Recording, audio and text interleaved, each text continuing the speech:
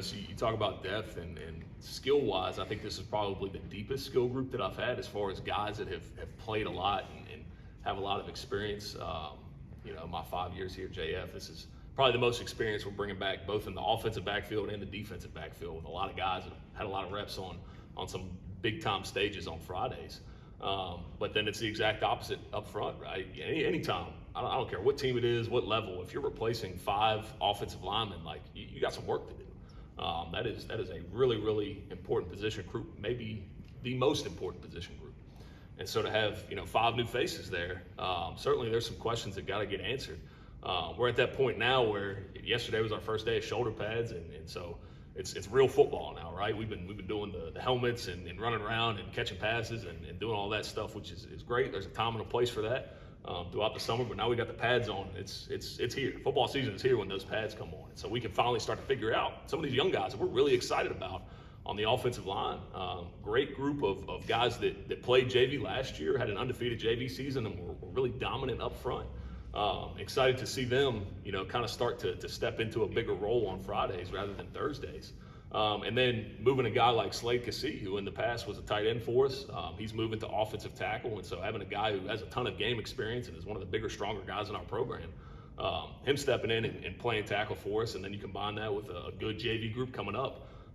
I'm really excited to see what we have and figure out who's who and what's what up front on the offensive and defensive lines. But again, we got to go out and see it, right? There's some questions that still have to be answered for sure. On the offensive line in particular last year, there was size and athleticism. Yeah. Where are you as a program now in terms of those players that you have on the offensive line in particular, having the right size, but also the footwork and the ability? Definitely cringeworthy and eye roll. That was a devastating loss. Definitely a team we could have beat and should have beat. 5 turnovers kind of killed us there. And we still didn't. It wasn't even a blowout. You hear 5 turnovers, you think you got destroyed, but it was still a 1-score game. So yeah, that name definitely rings a bell. Yeah, for me it's not as cringeworthy as it is. It just hurts a little bit because it was a great group of seniors we had last year, and it hurts to travel all the way up to Sharando, right near West Virginia, and go out like that and kind of shoot ourselves in the foot a few times. But it's also motivation for us as well. So I feel like that holds some value as well.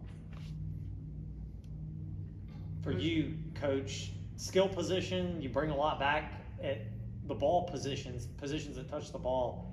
How do you replenish what you guys had and lost on the offensive and defensive lines, especially the depth? Yeah, it's definitely contagious. Like, at least having the people that have been there and won the games and been the big moments, that's definitely good from a leadership standpoint to have those people kind of guide the younger, maybe less experienced players that haven't won those big games or haven't been in those big moments. So I definitely think it is contagious, and it's definitely carried over from other sports, at least for me. Yeah, I have to agree with what he said. I definitely believe winning is contagious. The guys the year before us when we were juniors, they won a lot of games, and I feel like that really carried over to our season.